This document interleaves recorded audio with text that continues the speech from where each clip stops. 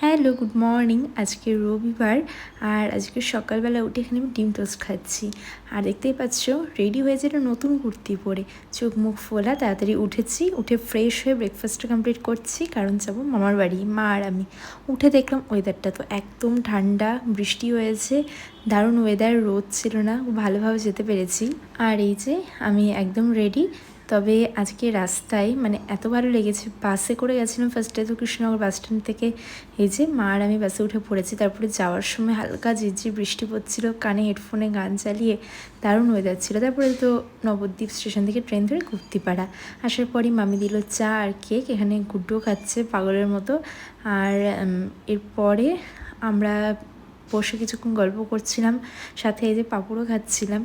তারপরে lunch time হয়ে গেল, এখানে মামি করেছিল ডাল, আলু ভাজা, পটল ভাজা, উচ্ছে ভাজা, এত ভাজা আমি খাইনি, আলু ভাজার ডালটাই সেই ছিল। আর যেহেতু রবিবার, সাথে এখানে চিকেন ছিল, টমেটোর চাটনি আর স্যালাড। এরপর সন্ধ্যেবেলা দিয়ে খেয়েছিলাম লিকার চা সাথে বিস্কুট। আর এখানে মামি আর মা ফোনে কিছু একটা দেখছিল। আর মামার বাড়ি আসলে যেটা আমি খাই সেটা হলো নিমকি মাখা। গুড্ডুকে বললাম নিয়ে আসতে, ওটা নিয়ে আসলো। এই যে দিদাও বসে আছে, তো এটা আমার তো খুব ভালো লাগে। আর সিঙ্গারাও এনেছিল, সবাই মিলে খেলাম। রাতে হয়েছিল রুটি, আলুর তরকারি আর চিকেন ছিল, আর সাথে পান্তুয়া। তো চলো আজকের মতো ভিডিওটা এটুকুই, আবার দেখা হবে তোমাদের সাথে, টাটা।